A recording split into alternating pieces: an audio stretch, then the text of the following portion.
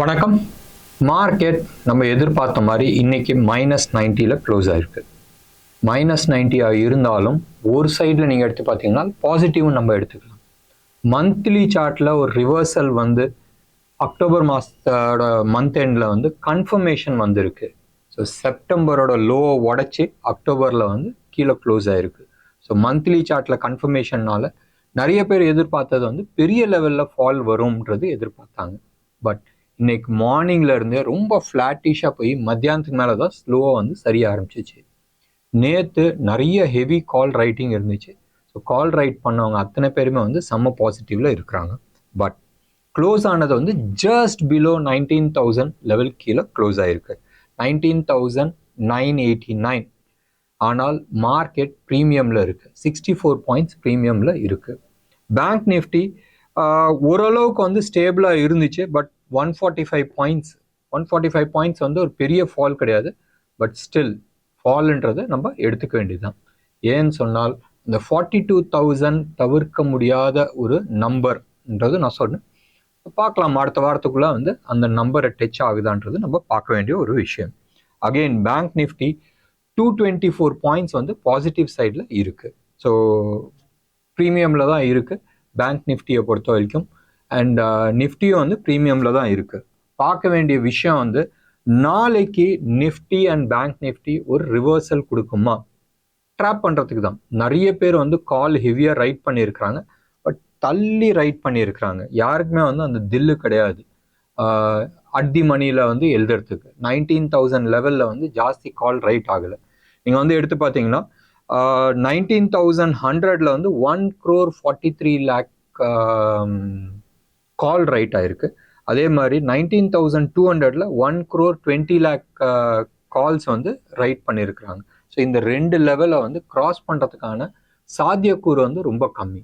Suppose நாளைக்கு ஏதாச்சும் ஒரு காரணத்தில் ஒரு 150-200 பாயிண்ட் வந்து அப்சைடில் ஸ்விங் ஆச்சுன்னு சொன்னால் சூப்பரான ஆட்டம் இருக்கும். ஒரு பெரிய மூவ் வரதுக்கான வாய்ப்புகள் இருக்குது. ஒன்று, நாளைக்கு எக்ஸ்பைரி அண்ட் நாளைக்கு லேட் நைட்டு 12 மணிக்கு மேலே வந்து யூஎஸோட ஃபெட் சேர்மேன் பேசுகிறாரு இன்ட்ரெஸ்ட் ரேட் பற்றி. ஆல்ரெடி 2 நாளாக வந்து அந்த மீட்டிங் ஸ்டார்ட் ஆகிடுச்சு. ஸோ நாளைக்கு வந்து எந்த விதமான மேஜர் மூவ் இருக்காதுன்றது எதிர்பார்க்குறாங்க. ஸோ இது அந்த சைடில். புட் சைடில் நீங்கள் எடுத்துக்கிட்டிங்கன்னு சொன்னால் 18,900ல் வந்து ஒரு 76 lakh புட்டு வந்து ரைட் பண்ணியிருக்கிறாங்க.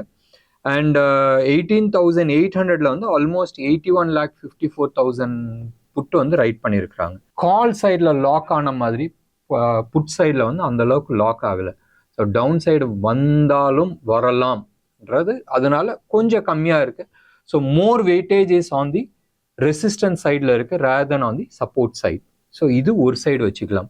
இன்னொன்று நீங்கள் வந்து எடுத்து பார்த்தீங்கன்னா நம்பர்ஸ், நம்ம வந்து இன்ட்ரெஸ்டிங் நம்பர்ஸ் பார்க்க வேண்டிய விஷயம் வந்து FIIs இன்னைக்கு வந்து க்ளோஸ் டு அபவுட் 1,816 crores வந்து விற்றுருக்குறாங்க.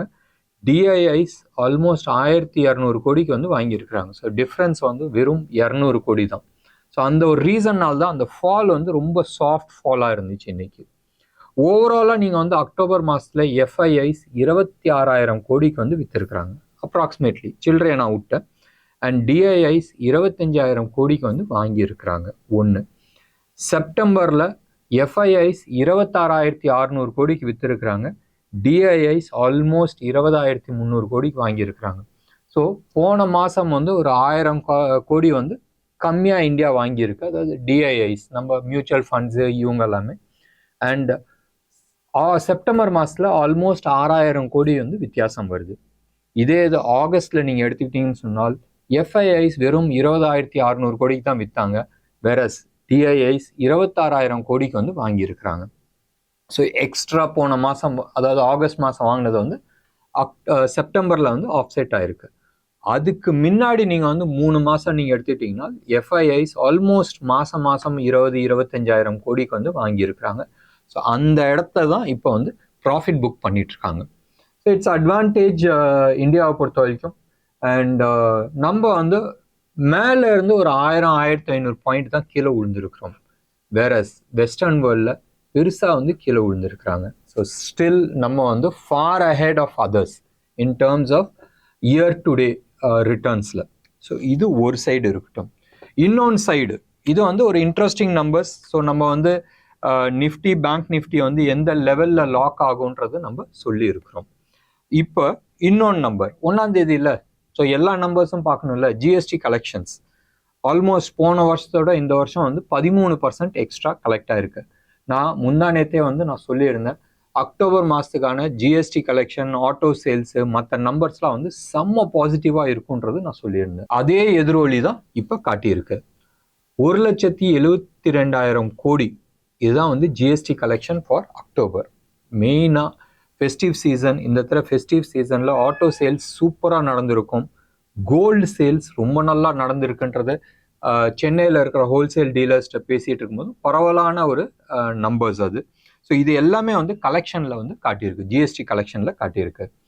நீங்கள் ஜிஎஸ்டி கலெக்ஷன் நீங்கள் எடுத்துக்கிட்டிங்கன்னா இயர் ஆவரேஜ் 23-24 ஃபைனான்ஷியல் இயரோட ஆவரேஜ், மந்த்லி ஆவரேஜ் வந்து 1,66,000 கோடி வந்து ஆவரேஜ் வந்திருக்கு.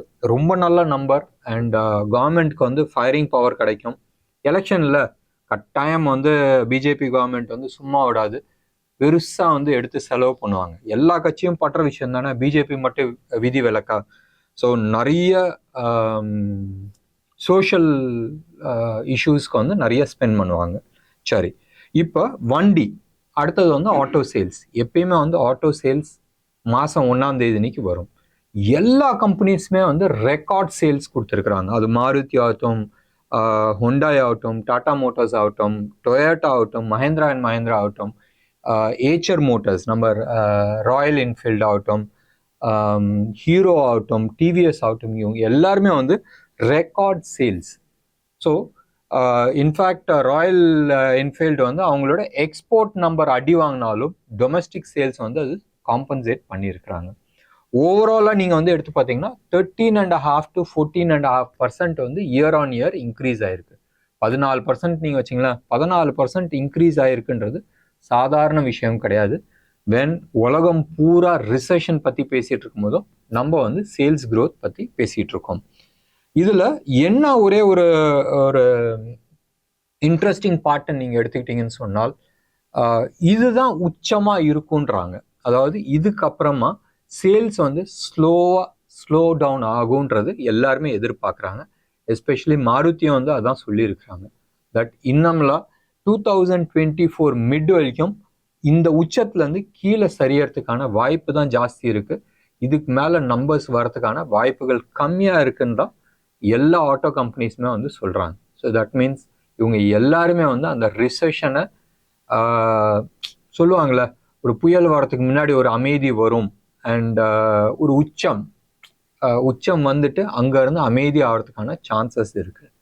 ஸோ ஏதோ ஒன்று பெருசாக வருது. மேபி உங்களுக்கோ எனக்கோ வந்து தெரியல, நம்பர்ஸ்லேயே வந்து எல்லாமே தெரியல, பாசிட்டிவாக தான் இருக்குது. பட் ஏதோ ஒரு பயம் வந்து மார்க்கெட்டில் இருக்குது.